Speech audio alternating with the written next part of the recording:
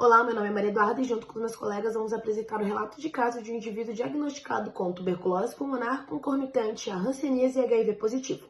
Mas antes de apresentarmos o caso, é fundamental entendermos as doenças envolvidas. Tanto a tuberculose quanto a hanseníase são doenças infecciosas crônicas causadas por micobactérias. Apresentam alta infectividade e baixa patogenicidade e são transmitidas por meio da inalação de gotículas ou aerossóis contaminados.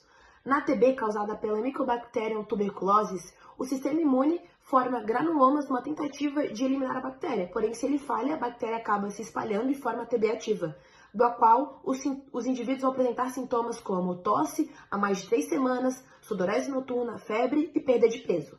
E os indivíduos imunossuprimidos, moradores de rua e desprovidos de liberdade são os mais suscetíveis a desenvolvê-la.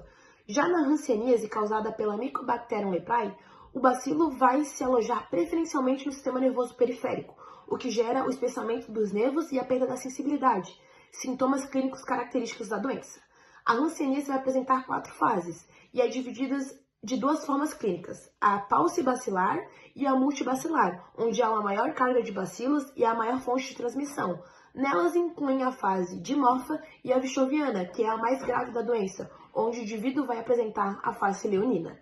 E por fim, o HIV, o vírus da imunodeficiência humana, da qual é transmitido por meio de relações sexuais protegidas ou de outras formas. Após o contato com o hospedeiro, o vírus vai infectar preferencialmente as células que possuem receptores CD4, ou seja, macrófagos, células dendríticas e células TCD4. Essas, por sua vez, são os alvos do vírus, pois são nelas em que ele consegue completar o ciclo de replicação viral. As demais servem como reservatórios celulares. A doença vai apresentar 3 fases, a fase aguda, latente e a fase da AIDS, que ocorre de 5 a 6 anos após o primeiro contato. Nela, o indivíduo vai apresentar uma carga viral muito alta e uma redução muito significativa do número de células TCD4, o que gera uma imunossupressão muito significativa, o que torna o indivíduo mais suscetível a desenvolver doenças oportunistas, como TB e hanseníase. Olá, eu sou Saurina e vou apresentar o início do caso clínico. Trata-se de um homem com 35 anos, natural de Malawi, ele é solteiro, imigrante e autônomo. Ele foi encaminhado para o ambulatório do hospital de Annandale. A principal queixa do paciente eram erupções cutâneas não prurigosas, presentes há cerca de 6 meses, localizadas no rosto, antebraço e mãos. Além disso, ele também foi encaminhado para a oftalmologia devido a uma opacificação da córnea do olho esquerdo. Durante a consulta, foi identificado que o paciente havia sido recentemente diagnosticado com HIV e iniciado em HAART, que seria a terapia antirretroviral. Ele começou esse tratamento 1 semana antes da consulta e não havia informações disponíveis sobre a contagem de CD4 nem sobre a sua carga viral. Antes disso, quando ele foi diagnosticado com HIV, ele estava apresentando sintomas como febre, mal-estar e sudorese noturna. O que a equipe da hematologia ainda não sabia é que 1 semana depois ele seria diagnosticado com tuberculose pulmonar. Esse diagnóstico ele foi feito através do teste de Gene Expert MTB-RIF Ultra, que detecta então a presença da Mycobacterium tuberculose em escarro e também indica se a bactéria ela é sensível à rifampicina. Com o resultado positivo, então ele iniciou um esquema completo de 6 meses de tratamento anti-TB. No exame físico, foram encontradas placas e nódulos infiltrativos simétricos e da cor da pele, localizados na ponte nasal, na testa, antebraço e dorso da mão, como é possível ver na figura 1. Além disso, também dá para ver que as palmas elas apresentam queratoderma com placas acastanhadas e bem evidentes. Também havia uma cicatriz de queimadura na mão direita e uma deformidade de flexão do dedo mínimo direito. A oftalmologia, então, ela identificou essa opacificação corneana no olho esquerdo e também viu que os olhos estavam bilateralmente hiperemiados. Não foram identificados nenhum outros sinais clássicos de uma sífilis secundárias além da queratoderma. Foi feita também uma biópsia de punch de 5 mm na testa e nos testes laboratoriais foi identificada uma linfopenia, uma neutropenia e uma leucopenia que indica, então, uma imunossupressão. A carga viral estava indetectável e os níveis de CD4 estavam dentro do esperado para um início de um tratamento. Gabriela Venturi Pereira.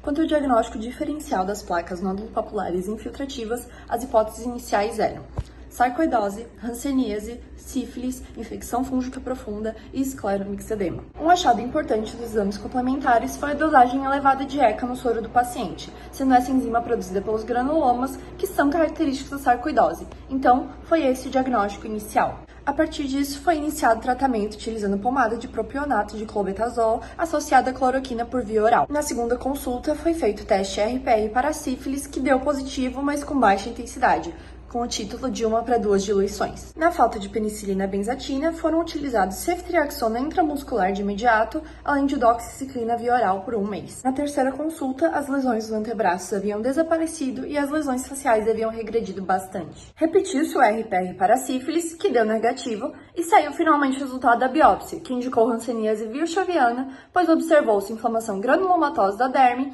além de bacilos álcool-ácido resistentes. A conduta escolhida foi que combina rifampicina, clofazamina e dapsona ao longo de 12 meses de tratamento. Um mês depois, as lesões faciais haviam piorado e os médicos acreditaram que a terapia anterior contra a sífilis de ceftriaxona mais doxiciclina havia sido mais eficaz do que a atual contra a hanseníase. Para o diagnóstico diferencial dessa piora, foram consideradas 2 reações. A primeira é a SIRI, Síndrome Inflamatória de Reconstituição Imune, que ocorre quando o sistema imune se recupera e começa a atacar exageradamente o M. leprae. Já a segunda foi a reação de reversão do tipo 1, caracterizada pela resposta imune repentina e exagerada graças ao uso da tríade de antibióticos contra a hanseníase. Essa foi a opção diagnóstica favorecida e não a SIRI, pois o paciente já apresentava hanseníase ativa meses antes do TARV e o tempo de tratamento não foi suficiente para apresentar tamanha recuperação da imunidade.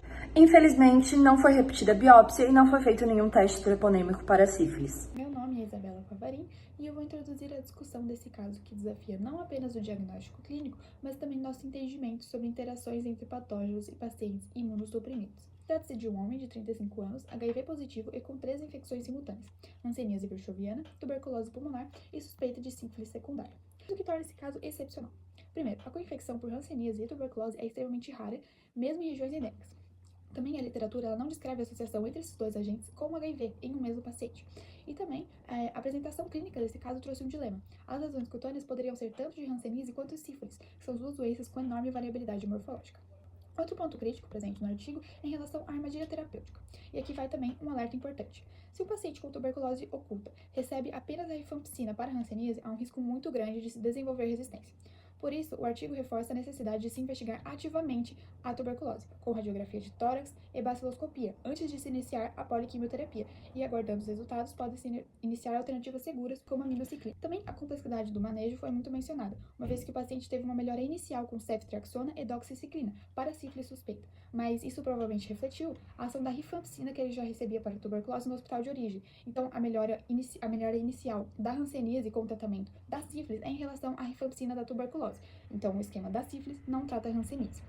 O artigo conclui que pacientes com hanseníase se deve sempre investigar a tuberculose antes de iniciar o tratamento e os resultados sorológicos devem ser interpretados com cautela nesses pacientes imunossuprimidos. E, por fim, esse relato nos documenta, então, uma combinação inédita de patologias, mas também serve como um alerta para a complexidade do manejo em co-infecções em um cenário de imunossupressão. Olá, eu sou Rodrigo Vieira e darei continuidade à discussão e conclusão do nosso caso clínico que foi inicialmente abordado pela Isabela Favarin. E como discutido por ela, é fundamental que os clínicos eles estejam atentos à co-infecção de hanseníase e TB pulmonar, visto que a presença de uma doença deve motivar a investigação da outra doença, especialmente em populações vulneráveis e em imunocomprometidos, como no caso de pacientes com HIV. Além disso, o nosso caso ele reforça a importância de fazermos um atendimento completo e uma correlação clínico-patológica rigorosa, para evitarmos o risco da monoterapia de rifampicina, por ela favorecer o desenvolvimento de resistência bacteriana, especialmente no tratamento da tuberculose. Ademais, o nosso relato ele também destaca a necessidade de fazermos uma triagem adequada de tuberculose antes do início do tratamento para a terapia retroviral, a fim de evitarmos uma reação inflamatória do sistema imune devido a essa infecção não tratada. E também por conta disso, o caso ele destaca que é essencial realizarmos testes treponêmicos específicos em pacientes com hanseníase que apresentaram testes não treponêmicos reativos, para evitarmos confusões diagnósticas com a sífilis. Bom, por fim, este caso clínico ele mostra como a comunicação entre a atenção primária e terciária é essencial para a eficácia do cuidado ao paciente, E o caso também mostra como o registro dessas doenças é importante para o monitoramento epidemiológico e para a adoção de estratégias de controle. Portanto, concluímos que a integração da vigilância sanitária, da abordagem clínica multiprofissional e do suporte social ao paciente são fundamentais para fazermos um trabalho com um tratamento completo das doenças e para reduzir os riscos de disseminação e resistência bacteriana.